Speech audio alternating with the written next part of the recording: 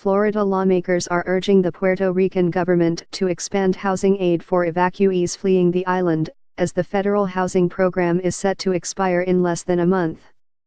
U.S. Rep. Darren Soto, D. Orlando, released a bipartisan letter Wednesday to the Federal Emergency Management Agency requesting an expansion of the federal direct lease program, or a 6-month extension of the temporary sheltering assistance. Puerto Rican evacuees in Florida need housing. Florida needs assistance to support the housing needs of the Puerto Rican evacuees, the letter reads. FEMA's direct lease program, which has been active on the island since October 19, rents vacant units for people displaced by Hurricane Maria. The program pays the monthly rent of qualifying families up to 18 months, minus utilities, FEMA spokesman Daniel Largas said. "We're going one step further, we can't wait any longer," said Soto, who stressed his office has been in talks with Puerto Rico Gov.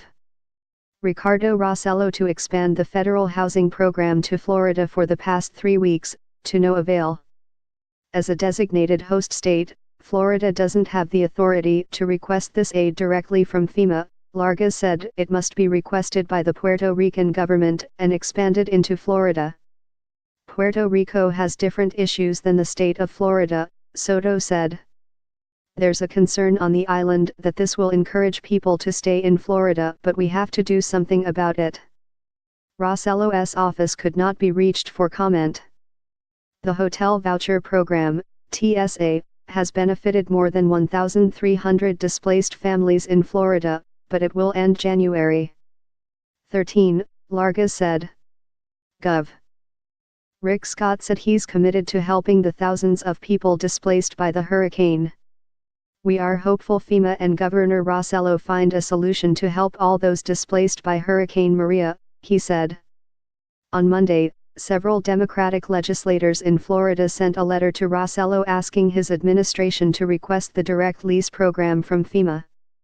"We have been meeting and working with state emergency management officials for months, but many of the programs available under FEMA can only be approved if the government of Puerto Rico asks for them to be implemented," said Sen. Victor Torres, D. Orlando. Rep. John Cortez, D. Kissimmee, Rep. Robert Asensio, D. Miami, and Sen. Linda Stewart, D. Orlando, also signed the letter. Meanwhile, Rep. Bob Cortez, R. Altamonte Springs, said the state should work toward more long-term solutions, since the direct lease program wouldn't address the affordable housing shortage in Florida. "Even if it does get extended here, where would they go?" he said. "The last thing I want to do is give people false hope."